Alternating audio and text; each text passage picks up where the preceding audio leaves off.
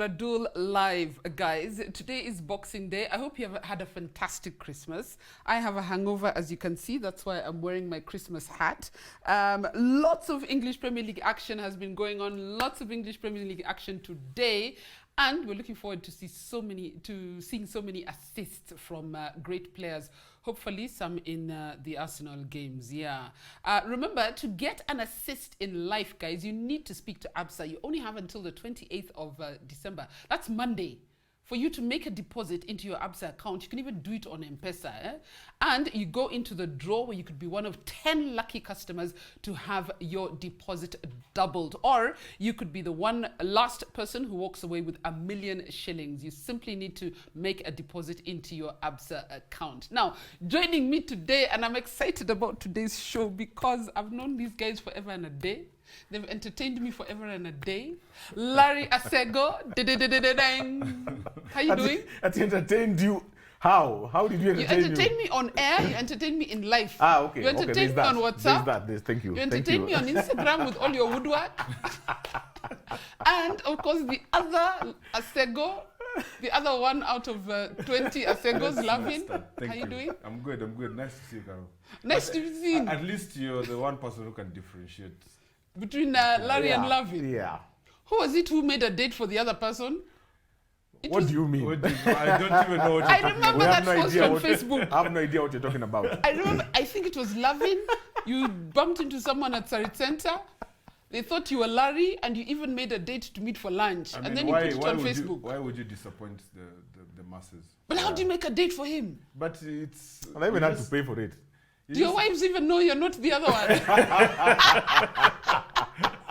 If you can tell, I think they should be able to tell. They were given a tutorial. A couple of years ago, I couldn't tell. Then Larry went on an eating spree. And no, on a serious note, I think you had an injury in rugby and you stopped being as active as you used to be. But we're here mostly to talk about your careers. Because you guys, and let me start with Larry because he's seniority.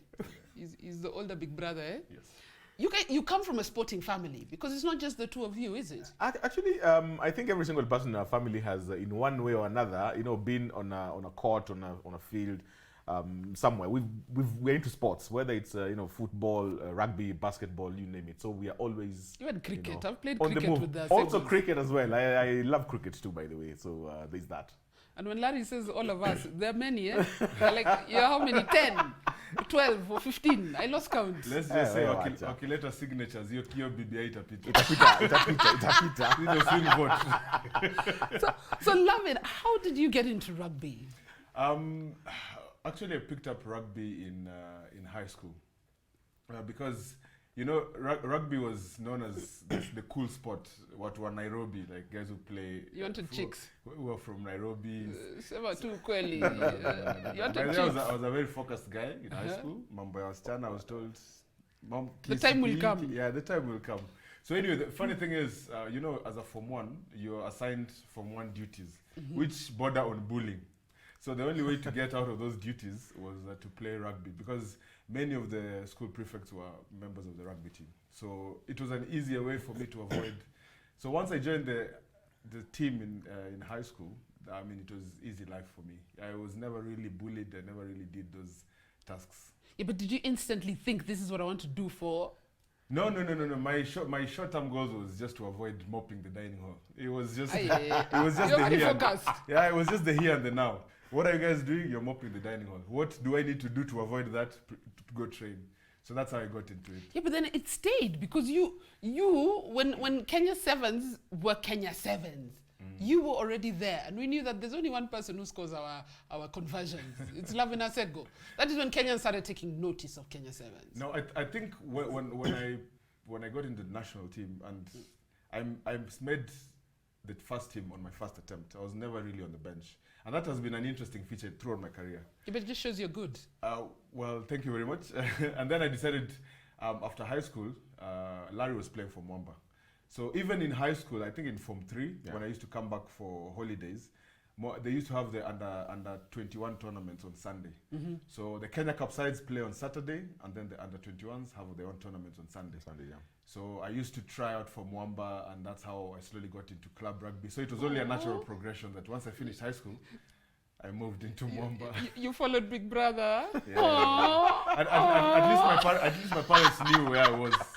They're like, he's with Larry. He's fine. He's not it's up okay. to no good. No, Larry, what was your journey, and not the whole thing, because we don't have enough time. We don't have enough time.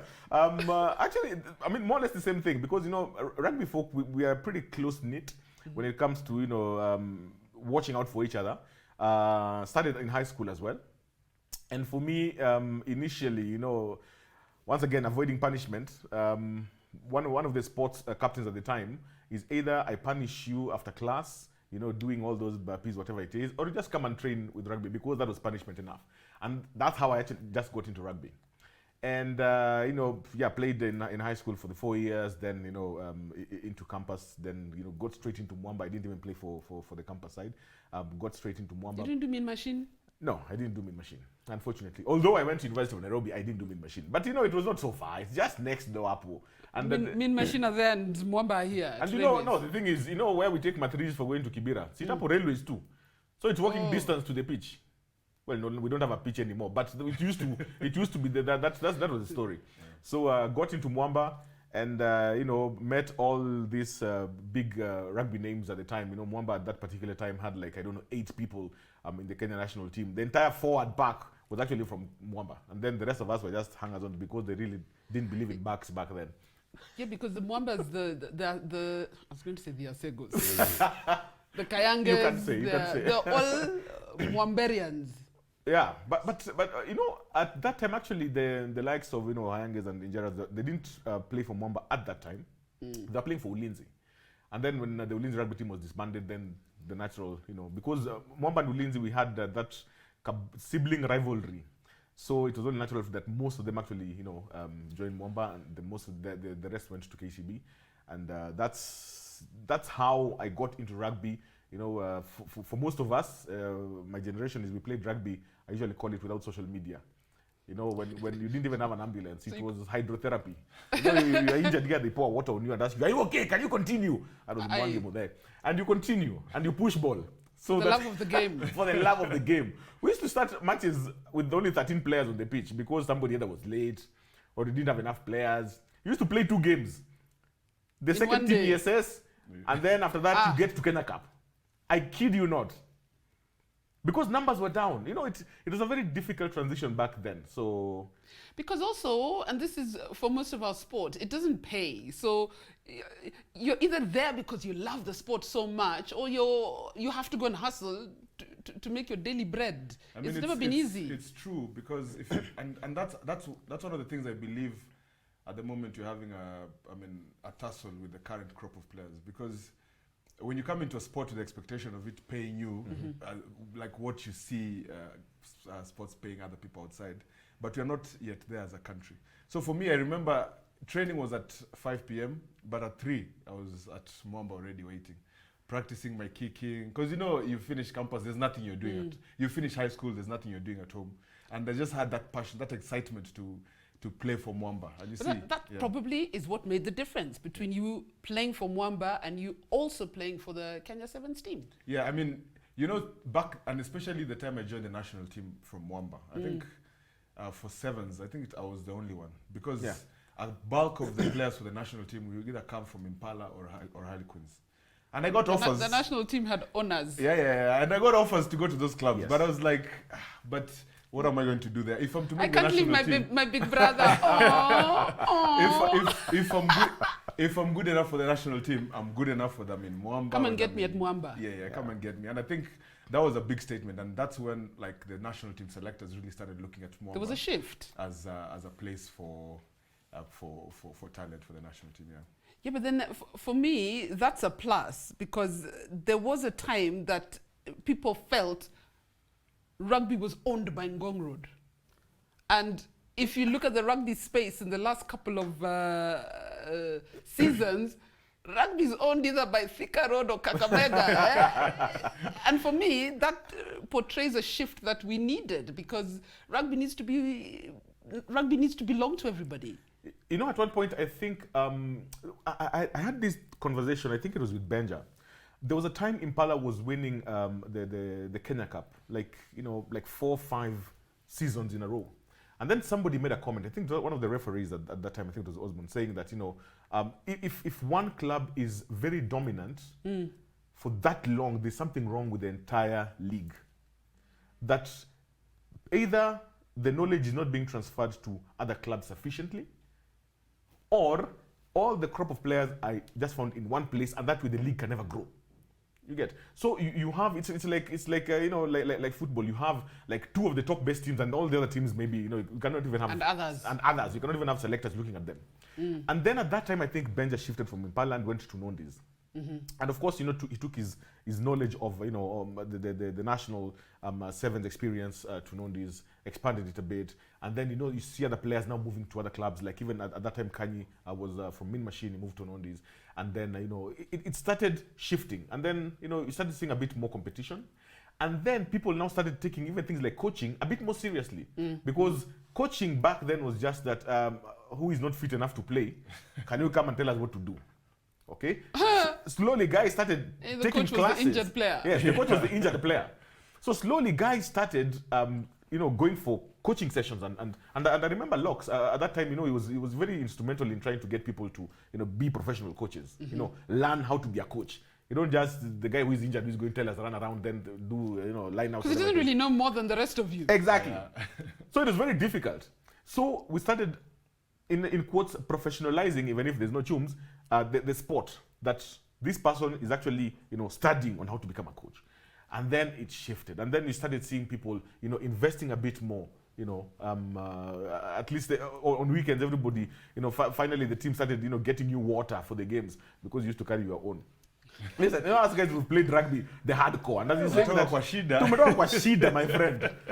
You have one ambulance that you agree that this ambulance is going to serve the games that are being played at Min Machine, the games that are being played on Railway Club, the games that are being played and they're being played at the same time. At the same time.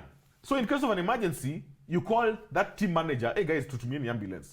That's there was no money. Even right now, there still is no money, but at least. What I'm saying is there's so many strides that have been made. As much as we sit here and criticize. Let me tell you, the strides have been made.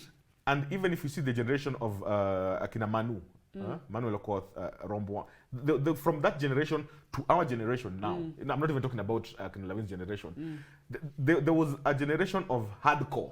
Those guys were just like, let's just play. Come and buy and buy. That was your campaign slogan. Come and buy and buy. If bad. You can't say it in English. If bad. You can say it in English even better. I think I should do a t-shirt, if bad. And that generation, it's just the passion. And these are the same guys, they will always show up for weekend games. Right now, they're watching. Okay? Now we call them the generals. They're just sitting in the stands, trying to understand why are all these young people having so much drama. Is it just because of money? Money will come. You will get a job as a secretary. You will get a job as a cleaner somewhere. You will get a job somewhere. But if you want money from rugby, you will wait a long time. We're not yet there. For me, it's a plus and a minus.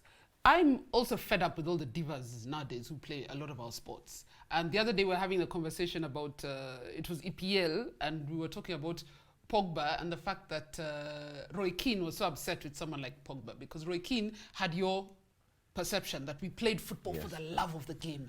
Now you have a Pogba who's saying, hey, if you're not paying me enough money, I'm not staying. We have divas right now. And for me, for Kenyan rugby, it's a plus and a minus, because what I'm seeing in you, Larry, is passion. Yeah. Is passion. And if you hadn't got your 10,000 injuries because of your fat stomach, maybe you'd still be playing rugby today, But the next generation is, can it make me money? But it should make me money. Yeah, and you see, the thing is, because I think I was lucky to have a piece of both generations, where when I was joining Mwamba from the hardcore, now moving to the national team, where we saw a transition of when we finally got sponsors in and we started semi-professionalizing the game. And even now from, I'm sure many team managers, many coaches managing clubs, they have these conversations over and over again of players. They're asking you, what is rugby giving me? But you see, at the back of it, unless you have good sponsorship, like some of these clubs like KCB, who have a strong backing, and you're able to give your players something, there's nothing really much a club can offer you. It's just about what you can give the club. So now the challenge is, a player, for example, in Mwamba, sees his opponent in KCB, and they have those WhatsApp groups. They're like, "Hey, leo tumepatiwa allowance after game," and you're like, "Bonus here to pay your allowance. Maybe I should move to that club." But you see, what thing they don't realize is, though it has not always been that way. There was a time when sport was just michezo. You translate it literally in michezo. But the few who've seen the value of sports have injected a bit more. But you see, even these corporates, sometimes they have their own issues. I mean, COVID has hit, they have to pull funding. And unfortunately, sport is one of the things which is quick to go from the gap. Which is unfortunate, because at the end of the day, and I keep saying this, sport can provide employment. It can solve so many of the issues that this country have. It can. Let me go back to your playing days, because I want us to, we'll get into the issues. The second half of the show, me and Gomez, I want this door to be shut down. Your playing days, you played under Benjamin Aimba and some of these great 15s coaches. You played alongside the Kayange brothers. I want to get emotional. What was that experience like? No, on a serious note, traveling the world, doing what you love, I think for me, I consider myself very lucky, because I found this thing, some say by mistake, in high school. Because, I was the first guy in the Asego family to go to boarding school. Like in Alari, went to Highway here, Upper Hill. Spoiled brats. They're all day scholars. And they go back to Olympic to eat mama's food. Yeah, so I used to question I used to ask myself, mbona mimi nimepelekwa? No wonder there's a size difference. And the boarding school was far. And yes, boarding school ilikuwa mbali. My dad dropped me ski admission, akanichukua in form 4 siku ya mwisho. Yeah, the rest of the time unajipanga. The rest of the time unapitishiwa 200 kwa Kenya bus. But anyway, the thing is, in that boarding school, I found rugby. And that rugby enabled me to travel the world. So I can say I was really, really, really privileged. From a point where my mother was my physio. I'm feeling teary. Mother was my physio, to a situation whereby I have a professional physio who actually book your time slot. They look at your diet. They look at your recovery, your injury management. So I can say I was really, really lucky. And getting to play alongside Akina Benja, Akina Kanyigitonga, to now guys Akina Kayange, to the Injera, Akina Biko, who found me in the team. Now transitioning to Akina William Baka, who I'm seeing grow and even go to greater heights. So for me, one experience I always say, despite the fact that I was not in that team that won the Singapore Sevens, but just being part of that journey and knowing where guys have come from. You might as well have been. Exactly. I mean, most of Zaku figure Kanan, but he was part of the journey. So you see, the beauty of seeing something grow to finally reaching that peak.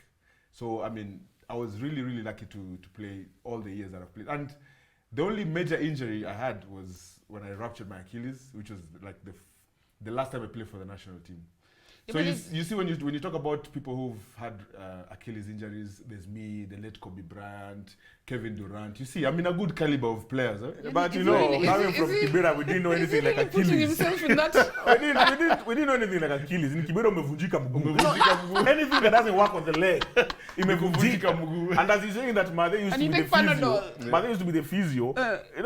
In what we call it korowayo. All solutions. Unafinya. You had Salimia. Massage. Salimia used to be for internal and external injuries. And that's what you used to do. But you injury also more or less stopped you from playing for more. Actually, I think I've had 4 knee surgeries, 2 on either. Even this year, you were in a cast. Yeah. Actually, yeah. I was from surgery in March when COVID just hit. So for me, staying at home, I mean, I had no choice. You were already at home. I was already at home. But injuries and injury management, and also in terms of Medicare when it comes even to to the sport. From a generation growing up, you get into the pitch the first time you get injured, wanakumwagia tu maji, alafu wanakuuliza you okay, and then they just bandage it. You really don't know what they're bandaging, but you go home, unarwayo, and then you're okay after a few days, then you go back. So there's also the aspect of semi-professionalizing the sport to the extent of not only having a physio, but also having a nutritionist. A nutritionist, but they used to say Ugali and Boga can win World Cups. The passion can, but Ugali and Boga cannot. It's true. So where you need the protein, you need the balance. Yeah. Nowadays I see people, asking for all these things. I go for training at times and they've put cones on the pitch, and then they're doing, let's do sessions. I'm like, what do you mean sessions? As guys, Mwangi Mude and Manu Okot used to tell us, guys, run to Arboretum and come back. And then play. And then play. You run, you do, the baby carries and all that, the fireman's hoist and everything. Nowadays, I'm seeing sessions. Everybody's training separately. Of course, backs and forwards don't train the same. But as guys, back in the day, the forwards used to be as fast as the backs because the training regime was the same. And you could play any position. And you just play. The guy wasn't showed up, that's why you play.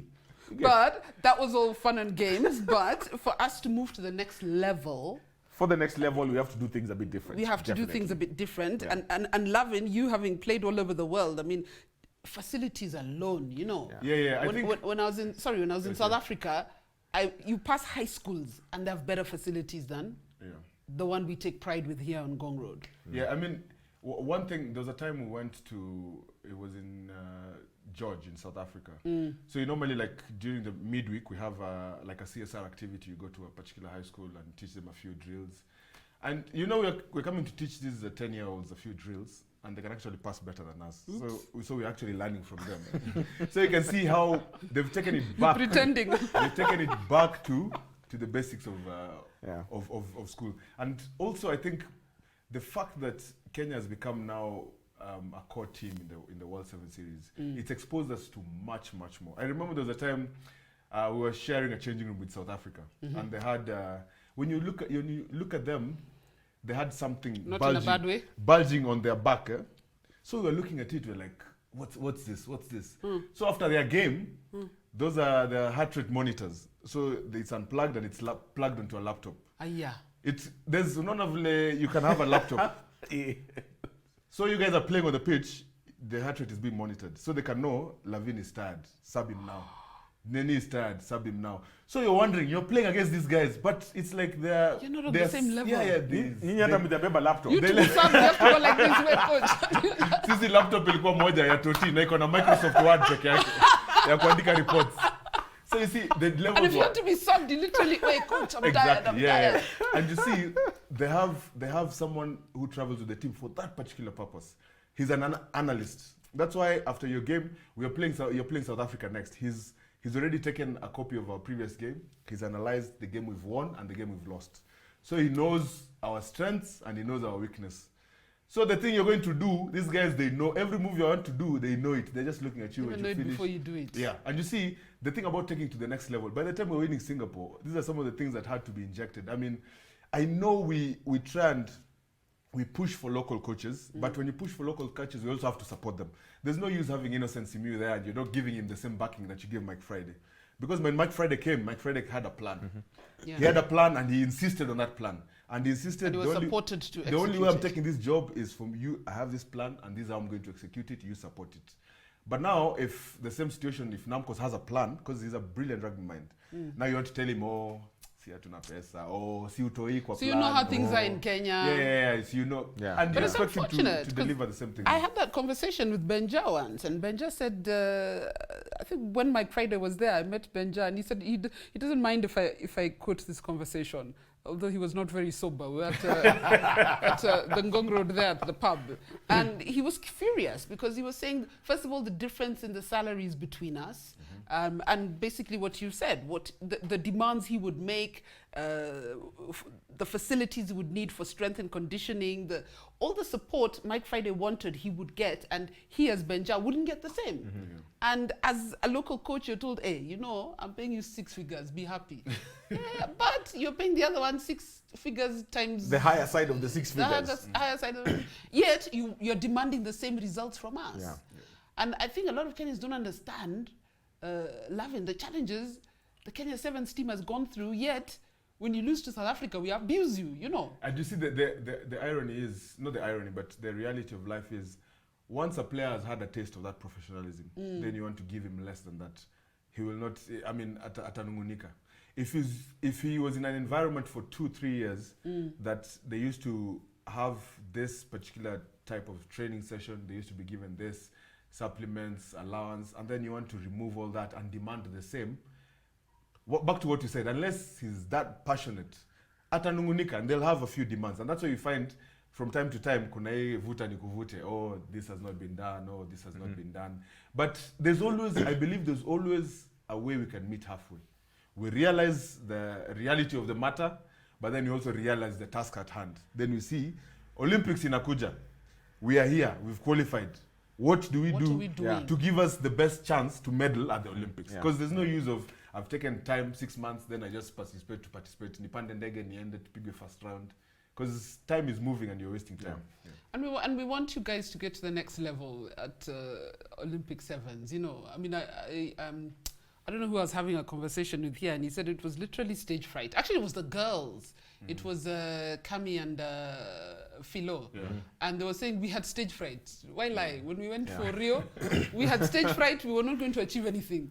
You just look at the surroundings. You're walking next to Usain Bolt. You cannot focus. So for the next Olympics now, let's take things a bit serious. Yeah. We know what Yeah, we're gonna yeah. what we're gonna get there. There's one description that Kopo gave me once on, and it's this thing of you guys being semi-professional, you know, and having to. And I literally told him, take me through the day of a rugby player, from morning to evening. If I asked you the same thing, Larry, and I'm saying now when you're working. It's pretty straightforward. If you're thinking about From the time you wake up. from the time you wake up, either you wake up early and just because of personal discipline, you hit the gym maybe 45 minutes before you go to work. Otherwise, you wake up, you think about getting to work or to school or whatever it is that you're going, and that's what you're doing. You're doing the first 45 minutes to 1 hour in traffic. You get to the office, you work the whole day until 5:30, and then now you start the commute to your training ground, depending on where your training ground is, whether it's on Gong Road, on Thika Road, whatever it is. You arrive there, let's say 6, if you're lucky. We don't have floodlights. No, I mean, how many clubs can actually say we have floodlights? Yeah? Impala has dark ones. Which they switch off when they're losing. We know you, Impala. The time I went downstairs, but then the game is only being played in this half of the pitch because the lights on that side are not working. Somebody has gone home with a fuse.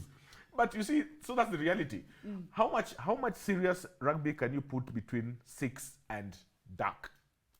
Let's say the best case scenario, even if you arrive at 5 o'clock, you still have daylight. Let's say 5 to 7:30. How much serious rugby can you actually put in that you're saying this is quality? And you train only 3 times a week because you also need recovery in between. So some people train Monday, Wednesday, Thursday, or Monday, Tuesday, whatever it is. And then of course Saturday is game day. How much serious rugby can you put in between? Now, unless you get to a place where you're saying that I wake up in the morning, I have my session and report either to school or work maybe at 10:30, and then I do until 3, and then maybe from 4, I can, just do, the warm-ups, like I can practice my kicking, whatever it is. Then before the training comes. So if you compare all these things vis-a-vis the person you're supposed to be facing on the pitch, I mean, at times I usually tell people, when the Kenya Sevens wins a game, let's clap. It doesn't matter what game we've won. Yeah. Let's just clap for those guys. Because the reality is, everybody keeps saying, so wanapata allowances, sasa. But that's not it. Rugby is what South African rugby players do. You have a job, you have a job. Rugby is their job. Let me give It's you an what they example. do. Because actually, during, I think, during Mike Friday's time, I was employed and was still part of the national team. So how we used to do it, and this is where I must commend like that regime. They went to a great length to understand each player and each situation, and they worked around that. So you see, for them, they were full time. They're employed so they could avail themselves. Because I used to work with Chris Brown, not the musician, the strength and conditioning coach. I mean, you started with Achilles. Now you're going to Chris Brown. So for him, he used to ask me, like, how does the schedule look? I start work at 7:30, I finish at 4. On Friday, I start at 7:30, I finish at 1.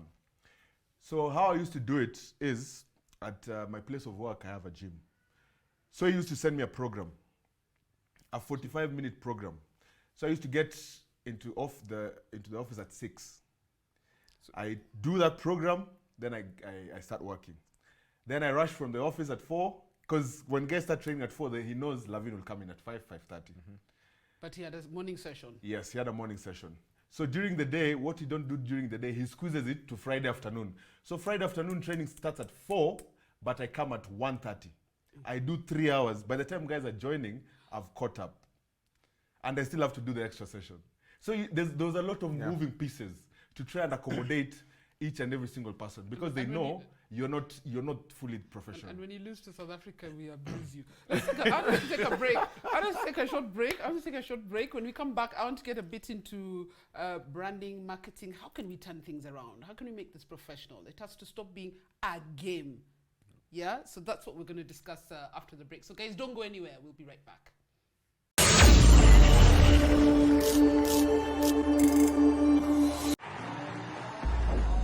Behind the greatest goals is a great assist. As the official banking partner of the Premier League, ABSA is giving you the ultimate assist so you can achieve your goals this season. That is a cracking assist! You're getting all the games, goals, and glory. Exclusive access to legends and players, plus game-changing banking solutions. Follow your local ABSA Facebook page for more. Get the assist from ABSA and get things done.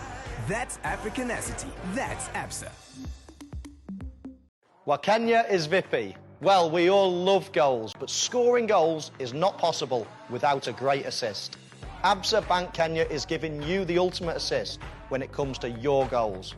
So follow us on social media at ABSA Kenya for more details on how we are assisting you this season. Cheza Kama Wewe.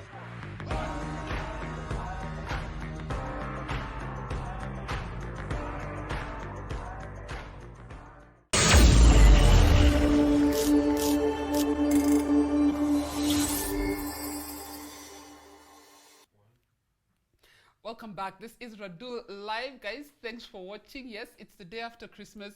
By the way, yeah, lots of Premier League action going on, guys, and lots of great assists. And like I keep reminding you, you only have 2 days left to be in the draw so that you might have your deposits into your ABSA accounts doubled. Yes, ABSA have been running the Shinda Assist Your Meter campaign for the last 3 months. And right now, by the way, 20 people have had their deposits doubled up to 100,000 shillings.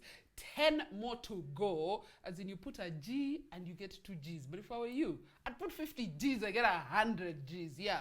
And one more person, of course, can win 1 million shillings.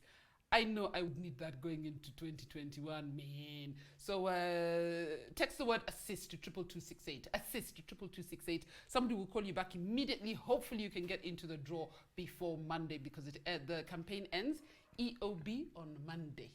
Yeah. Otherwise, enjoy English Premier League action and the assists in the Arsenal game. Oh, to be an Arsenal fan. Loving Asego. I'm with the Asego brothers. It's a calling.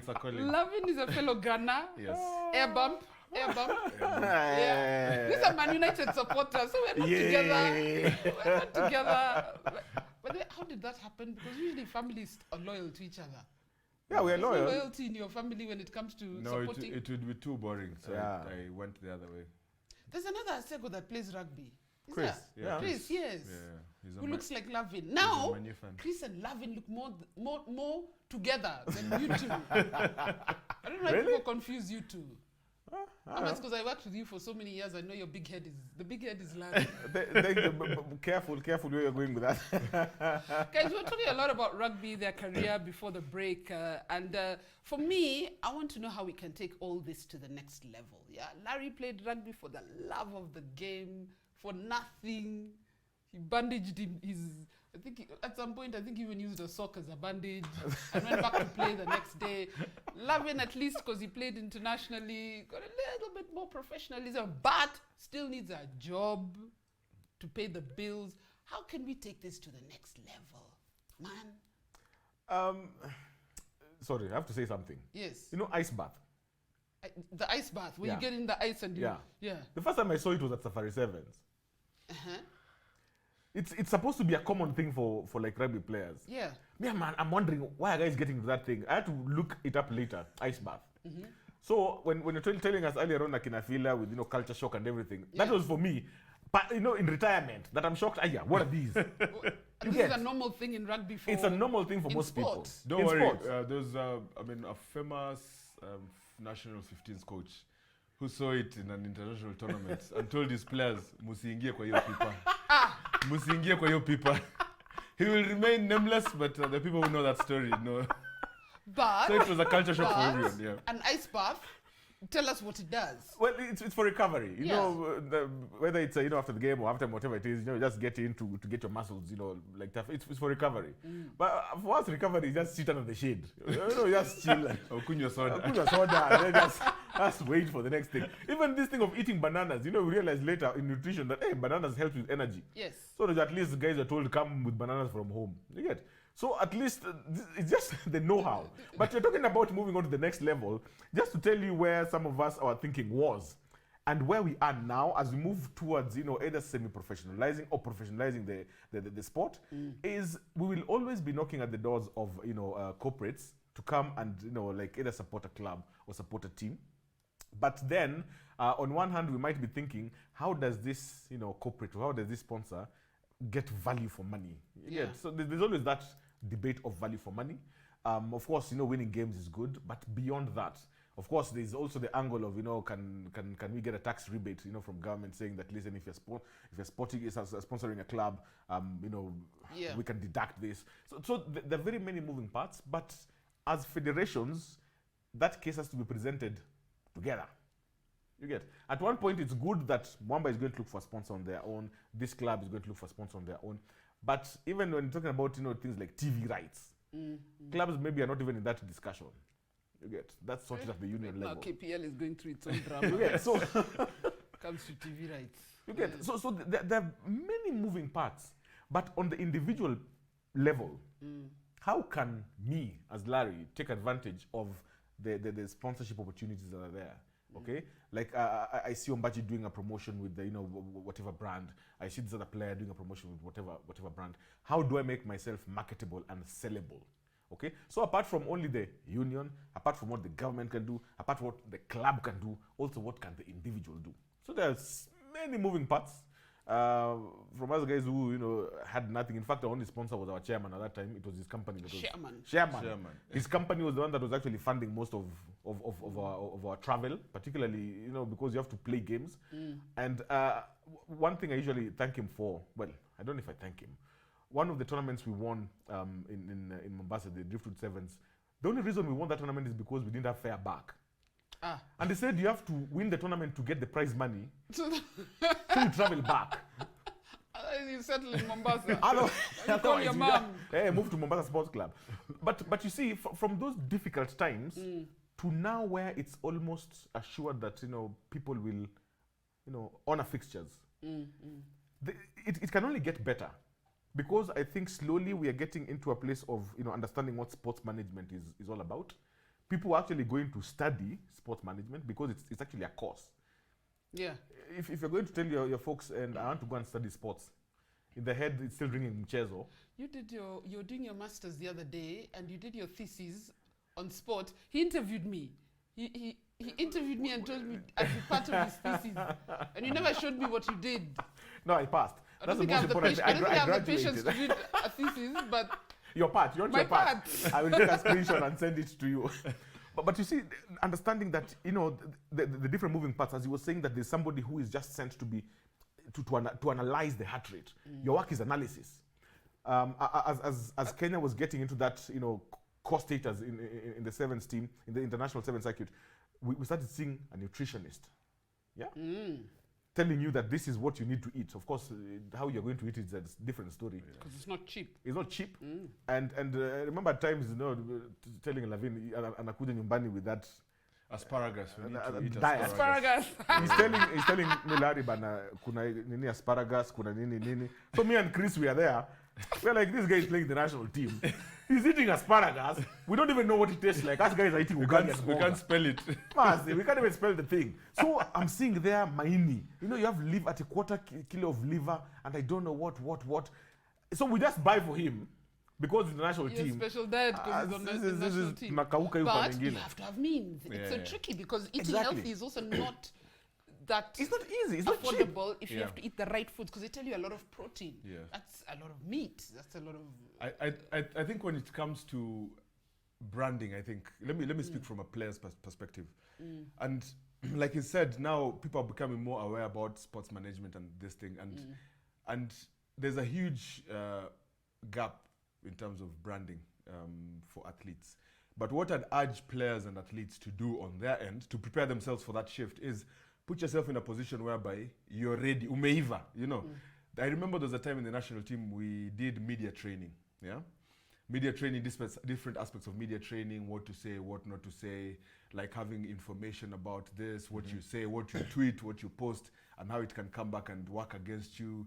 I mean, these are some of the things that... Internet never forgets. Exactly, internet never forgets. And you can see one unfortunate incident was the captain of the Argentina national team, Yeah. where he tweeted something when he was a teenager and it came back. I mean, however they handled it is still up for debate. But as a player, as an athlete, put yourself in a position whereby if you have something that you package yourself so that you're easily sellable. You see someone like Ombachi, he's identified, he has a passion for something. For food. For food. And you see...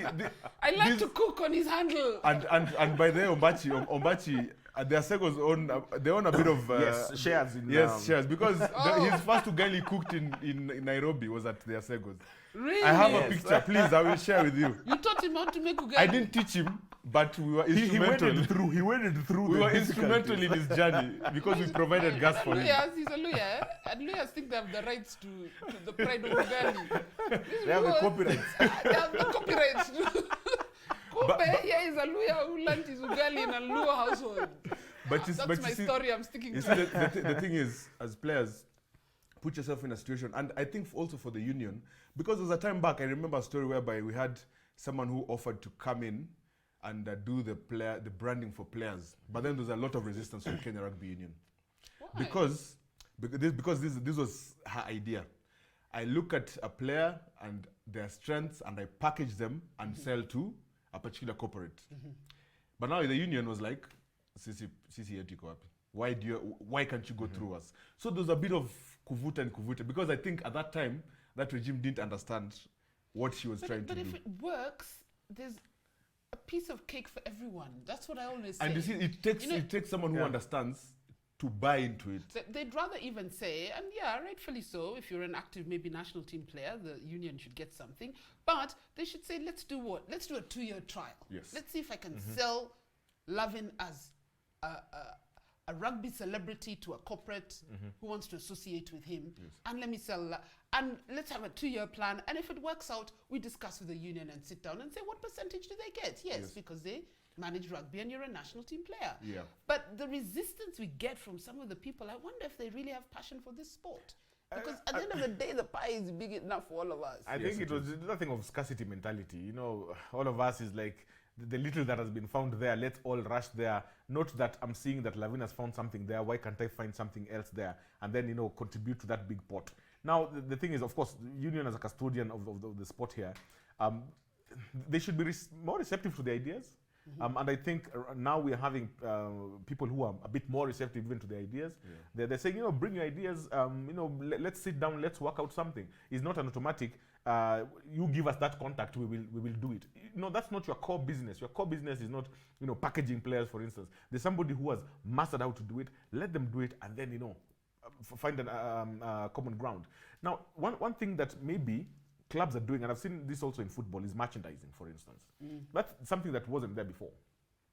And right now, more and more clubs are actually merchandising. And you will see more and more fans with their team jerseys, you know, walking all over the place. They're proud to, you know, to be associated with the club. That's also another aspect of that branding. You see, so Gor Mahia was one of the biggest, you know, in terms of merchandising for the longest time. People bought their shirts. Okay, Gor Mahia, I bought from officials who had their private businesses. And nothing went to the club. Luckily for rugby, it's a different. We're disciplined. No, but you see, that's what I'm saying, that now there's a place where there's space for merchandising, even for fans. Yeah? How can the union then tell the clubs, okay, guys, you guys have mastered the art of, you know, this thing. Right now, if you want to buy a Kenya jersey, where would you go? Me, it's only because I know rugby people that I know I can go to Ngong Road and get an original jersey. But every time I wear mine, people are asking me, and they shouldn't have to ask. True. Exactly. You see? True. And it's a very simple and straightforward thing. And also, or have all sizes, even for kids, because me, I want my kids to wear that jersey when they're coming for games. You know, at least rugby is a sport I can take my kids to, and I know it's going to be peaceful. Yeah? And I want them to come with that jersey. So make the options very available. And I think at the end of the day, if you want put professional people in their areas of expertise, you should not be, for example, as a chairman, trying to do branding. Just define a role, Hire. get a professional. Do you know, A school we mayor. have this argument in football because they always say some of these positions should go to ex-footballers. I say if they're qualified, yes. Yes. If they're not, No. get a marketing person. Yeah. Because marketing is marketing. If you're marketing Coca-Cola, you can market a rugby team. Yeah. The principles are the same. Then you just attach yourself to somebody who actually knows the sport. What I want to ask is, we like to blame the federation all the time, blah, blah, blah, blah. I like to blame the government a lot more. Because as much as we need to brand and market all our sport, I think where we are now, especially now that the government has this, what's it called? The sports fund. They need to take the lead. If a sport is struggling because maybe it doesn't have fans or it doesn't have people who, because corporates will only follow if they're fans, if the stands are packed like this. Don't you think there's a responsibility the government has to build that sport as well, to a point where eventually the corporates can come in and supplement? For instance, make entrance to all games free. But maybe you pick up a ticket somewhere just to control, because then free you'll get too many people you can't handle. And then you say, but as government, we will give the club, the home team who's supposed to get the money, X amount of money. But we're making it free so we can popularize the sport. Then, of course, when it comes to government, the issue of infrastructure. As guys, that's the biggest question we're asked when we're doing just a study. You want me to go to Kasarani? It's dirty. The birds are unleashed over there. If you don't carry a newspaper, you have to sit in VIP. Otherwise, just be ready for your, you know. You know, the thing of, there's an expression government likes using that I absolutely hate, is that we will support this sport. Your government, what do you mean you're supporting them? It's yours. It's like saying, I'll support my child to get an education. No, it's your duty. That word, no, we will support this. No, don't support the team. Just do what you're supposed to do because it's the national team. It is the national team. They carry the flag. So the moment they're carrying that flag, take it up from there. But even as you're saying, you know, get the sport to be accessible. We're not even telling you that, you know, make all the games free. It's like, for instance, just attend. You know, just come and see what we're talking about. For the longest time, take the lead. Yeah, take the lead. We want to see you there so you can actually see what we're actually seeing. If you look at most rugby games, fans will be there. Rugby, people say it's an elite sport and even the cost of entrance, I don't know, is expensive, whatever, but the fans are there. Organize one big tournament, the stands will be full. And in my mind, I'm saying this is so marketable, it's easily marketable. Anybody in the right mind would want to be associated with something that is successful to this extent. And the government will never have police will never have trouble with rugby. They will never have trouble with the rugby crowd. There's that self-discipline. There's the party that goes on. There's just a social ambience that everybody loves. And I'm actually at times surprised that, you know, we really have to beg some officials to attend some of these things. Why am I begging you to attend an international sporting event? For the sport. Yeah, I think it's quite unfortunate because if you look at sport as a priority for government, it's not really a priority, and that's why you can easily let Momba lose their ground and you build a road there without providing an alternative. So I don't know if people, you know that news, the problem this year is COVID has consumed everything, and then there's BBI, so there are things that are happening that people are not paying attention to. Mwamba lost their home ground. Railways. One of the oldest clubs in the country. It was your home ground. That was the home ground. And you see, there's you're not providing an alternative. You're not meeting people halfway. You just come, put a line, and say, tractor, pitia hapa. And then you see also, like you find, when you play sports, it reaches a point where you're so heartbroken. There's auna mbele, auna nyuma, but the government should they should be at the forefront. If you look at like these countries who are doing well in sports, if you look at Australia, like sport is, they have in every I think estate, there's a public Borough. ground in every unajua In a borough. sisi watu wa Kibera tumezoea. Tuko na Calix. Estate. So in every borough there's a either No, say estate. there's a park, there's something sport Yeah. related. But if you look at our situation, Calix, I mean, he's mentioned Calix. We grew up Calix. It's one of the like public grounds, but if you look at it, how it's been left, there's nothing, as in, and these are infrastructure which are already there. We're not even talking about the ones you promised for campaign. No, for The ones that are already there. Just take care of those ones, and have Give kids a place to play, Yeah. to Exactly. develop their And passion one for- thing that what I don't know why they don't realize, but if you take care of sports, you will have all these other things you're dealing with. You will not need to deal with crime, all these other done. things. They'll be off your plate. Look at the athletics championship, the under 18, which was at Kasarani. You saw how that stadium It was packed. packed. Kasarani watu walijaa, meaning people want if you present it to people, they will come. But now, unfortunately, we need to build off that. We just let it die down like that. Ilikuja ikaisha, priorities shifted to other things. And sports, that's why sportsmen, if you go outside the country, our sportsmen, they're more celebrated than they are here in Kenya. It's true. I remember Anyang Nyong'o once said, Catherine Dereba can't walk in New York City, but she'll walk on the streets of Nairobi. Nobody will even recognize her. But Catherine the Great. She cannot walk in New York City. That time I think she had won New York Marathon and I don't know what. But we also, and that brings me to my passion point, which is the fans, because I always say fans also have to be held responsible. We're the first to criticize, we're the first to all these things. And I tell people, if you've never paid money to go and watch Harambee Stars at Kasarani, you have no right to criticize them because you don't know their hustle. We don't know your hustle. You've said how you train at 45 minutes before you even start work. I don't even know how you focus on Jobo. But the fans will say, did you see how Lavin played on Saturday? He was so useless, you know. Yet they've never understood your hustle or paid 100 bob. In fact, those rates of 100 bob, it's only Kenya. Yeah. I tell guys, it's only Kenya. Anyway, you get $22. And we complain about 100 bob, 200 bob, at 1,000 bob for at rugby sevens, you pay you, it's what? 3,000 bob for a season ticket for Safari Sevens. And guys will complain. Now, from the fans' Yet perspective, they will fly to London and go to one Arsenal game. instead of buying a season ticket for a local. Yeah. So me, I always say even the fans have responsibility. Let's stop being social media supporters. Yeah, they do have their role to play, and it's actually a very big role because without the fans, the sport isn't really the same. I mean, look at what's happening now with all the games. You know, fans not in the stadium because of COVID. You actually feel that it's not the same. So the fans, without it, it's not the same. And Saturday and Sunday is sports day for most people. And instead of just, sitting back and, let me, zoom channels here and there, let me go and watch at least a game. And what I like about some fans is that they've taken ownership, for instance, of the clubs because they've paid subscriptions. Like, for instance, us, we are lifetime members at Mwamba, and, we paid it, and, pay your annual subscriptions on time. At times you might be late, but you're paying it. And even the older people who were there before us, the likes of, Joe, the likes of Britney and that, they're still paying the subscriptions.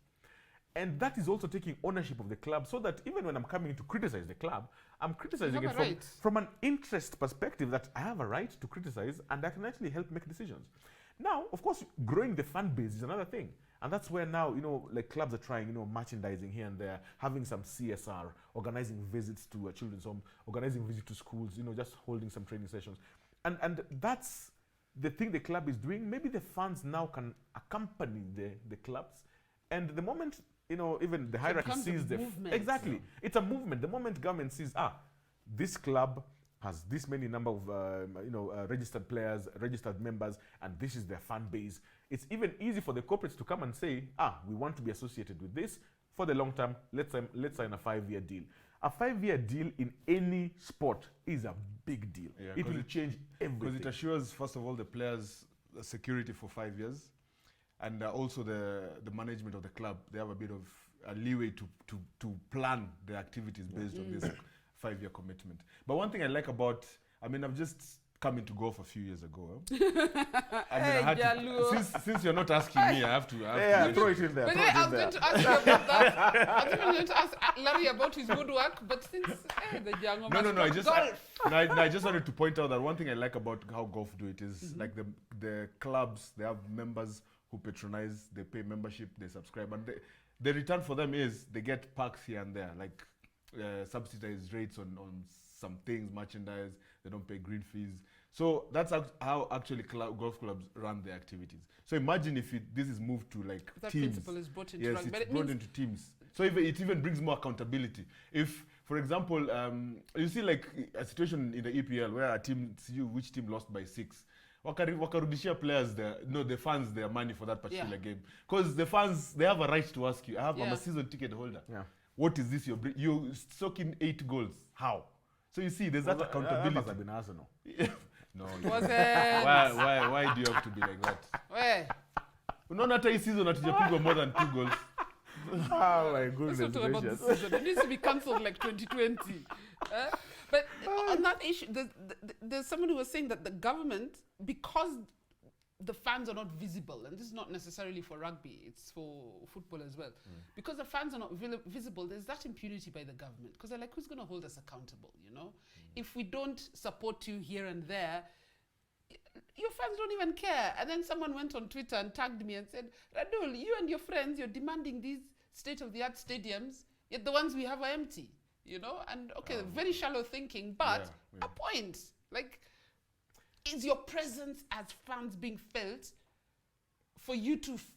are you making a contribution to the sport here in Kenya, you know? But do you know, it takes time, it takes consistency for you to be able to achieve that level of fans saying, hey, by the way, I can't meet you because It's a perception you my have to club, change.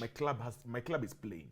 You know that thing of my club is playing. I can't do anything else. Don't count on me on Saturday from 3 to 6 because my club is playing. Do you know how long it took me to get love in here because of golf? So you see, his club was playing. So that's why. But you see, it's the consistency. And in as much as you're saying, oh, it took long, but he's here. You see, so it's also the discipline. And you managed to, even me, I'm here. It's Christmas. He knows he ate too much yesterday. He can't walk on the golf course today. What do you mean? You know? But yes and no. Yes, in that we need to organize ourselves, especially footballer. Football needs to organize themselves, especially this season where there's so many games already being postponed here and there. But this season is weird because of COVID and all those things, so I can't really criticize them on that. But we need to be organized to the point where the fans make appointments like they do for a national game. Yeah. You will tell me, there's someone who's been trying to interview me on a Sunday night for the last like 4-5 weeks on a Sunday night on their live Facebook show. And I tell them, no, your interview cannot clash with the national game. And I look at the Arsenal, when he tells me, can you do Sunday the 21st of January? But I have come on, I have to look at the I have to look at the Premier League fixtures. Yeah. And it's not just Arsenal, other teams Okay. I watch, I not thought Man it was United, just- maybe Liverpool and Chelsea. But I would look at that schedule weeks ahead and say, you know what, I cannot do an interview on the 21st of January. Yeah. Because there is this game and this game. Yeah. But I can't do that even for the KPL because I'm not sure If it will happen. if that game will happen or not. Yeah. So but we have managed to get loyalty to those Premier League clubs.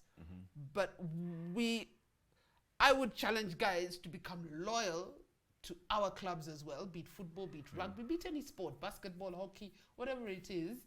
But then we have the challenge of we need to be organized.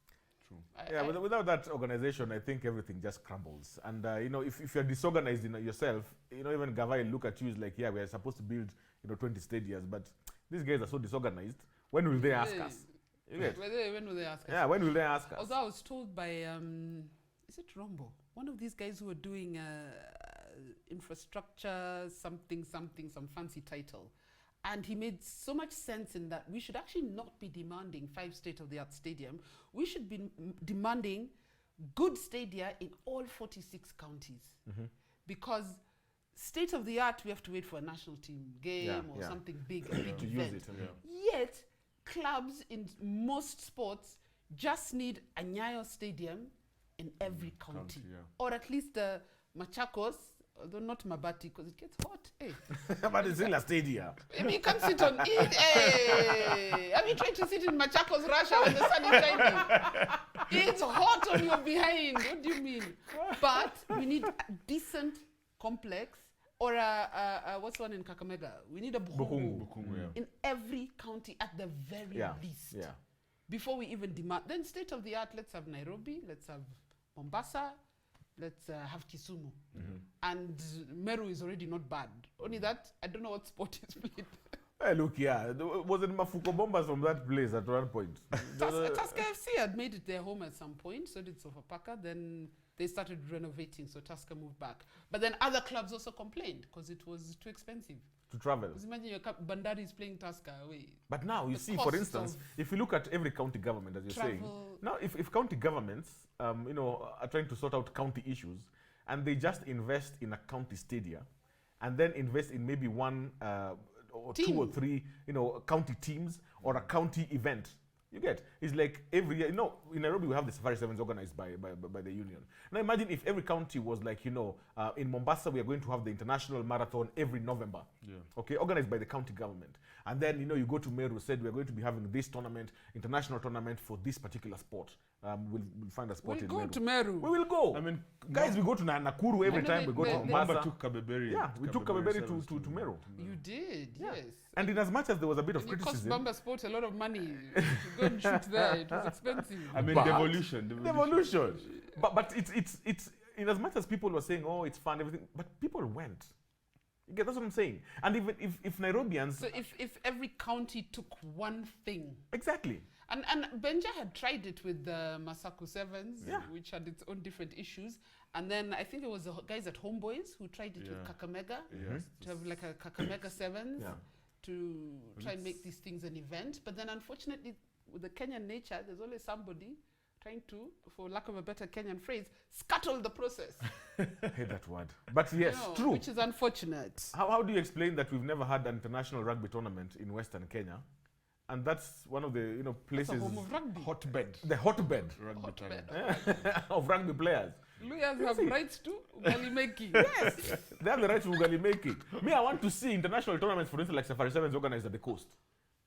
Yeah. Get all the teams, a week in, take them to the, marine park, pay for them those things, tell Gava By the way, you cover tourism and everything in the same breath. Sports tourism. And then at least guys from the coastal, they can also go and see that international tournament. They don't have to come to Nairobi every single time. I don't see why with Nakuru, with all the passionate supporters that they have, we don't have an international tournament there. Or a big tournament. It doesn't have to be international. Just a big tournament organized. And this is where now we're saying every county, just give us that one thing. You get, in your manifesto, you'll promise us very many things. Just give us one thing. Larry for CS for Sport.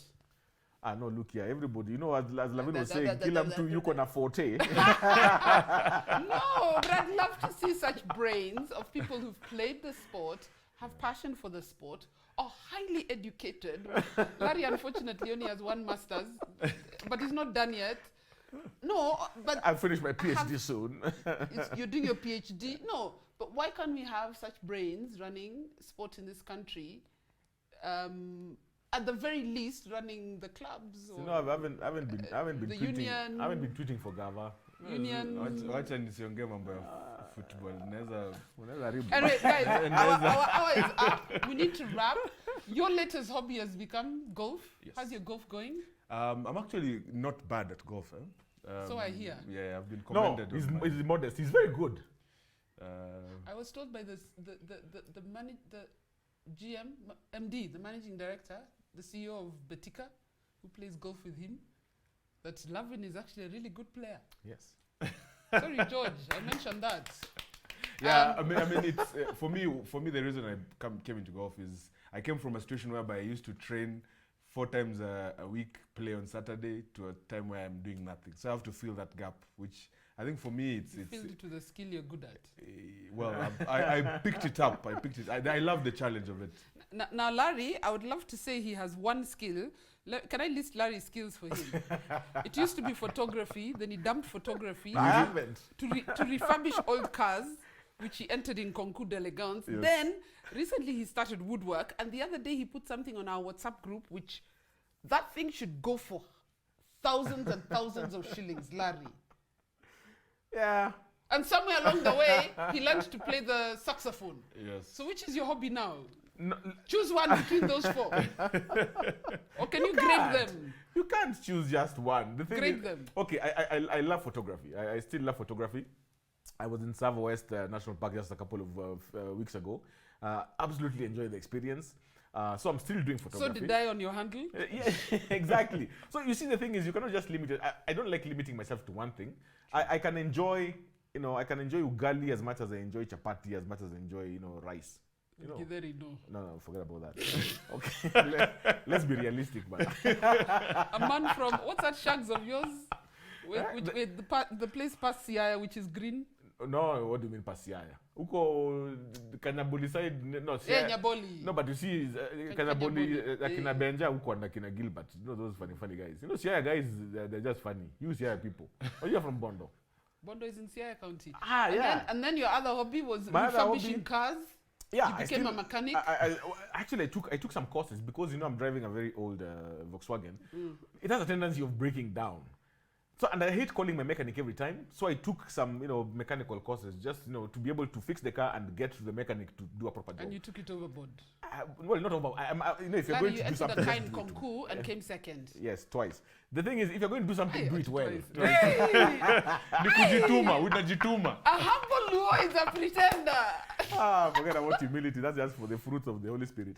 So, and then, no, woodwork actually started it in March with COVID. Because you only had one leg. I over it. only had one leg, and you're like, then I had, like a drill, and then I went ahead and bought a planer. And right now, But I then think it started as a joke. He used to Yeah. flood our WhatsApp group with his nonsense. Yeah. Now I'm like, what? I think I managed to buy like 12 tools, like power tools. I think I need to move from that. I need to open a workshop. You do. And actually, Brian Malenya bought the table that I posted. You know that small one? He called me this The morning. really nice one. Yeah. You posted the day before yesterday. Yeah. He called me this morning. Larry, send that thing to my house. I'm like, That thing was really good. I was like, that's one of my proudest moments. Yeah, he's actually not bad. Yeah. And then and the saxophone, you abandoned it. No, after you learned how to play Happy Birthday. He's buying parts. No. And no woman, no cry. He's adding parts, which a part like this is like $3,000. No, but I want to invest in another saxophone because I'm trying to team up with McKinley from Nairobi Horns. I want to do an album next year. I am not a guru in music, but I Somewhere just on want to top do of an all album. of this is an attaché at the French embassy. Yes. I think Anyway, guys, it's been a pleasure. all this he does to escape the reality of being a Manchester United fan. Low blow. Coming from people who are on page 2. Come on, guys. You want a husband like Larry because you'll never get up to no good. All he does is play with his wood. Anyway, guys, it's been real, man. I hope you've enjoyed this Christmas show. Now Christmas is over. Boxing Day is funny because you don't know whether you can sing "We Wish You a Merry Christmas," but I hear you can't even sing it after midday on Christmas Day because then it's already over. No, those are fun traditions. There's Forget that about period it. between Christmas and New Year where you don't know what day it is. It's okay. You don't know what's happening. So long as you're not going to work, you can do whatever you want. So we can wish people a Merry Christmas. We can wish you a Merry Christmas until the 2nd. I wish I could sing, I would, but I can't.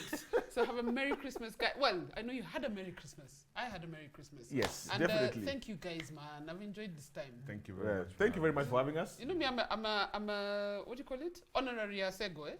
Hey, You need to take a number and wait in You line. guys, I But know, go you ahead, guys go are so ahead. many, it doesn't matter if you add one more.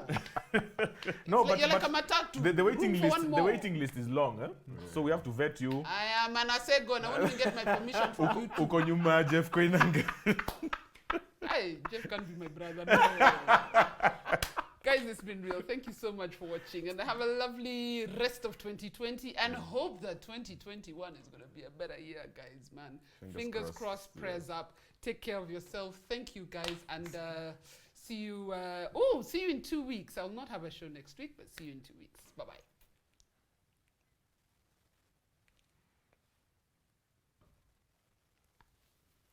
Air bump. Air bump. It was good. It was fantastic. You could have gone another hour.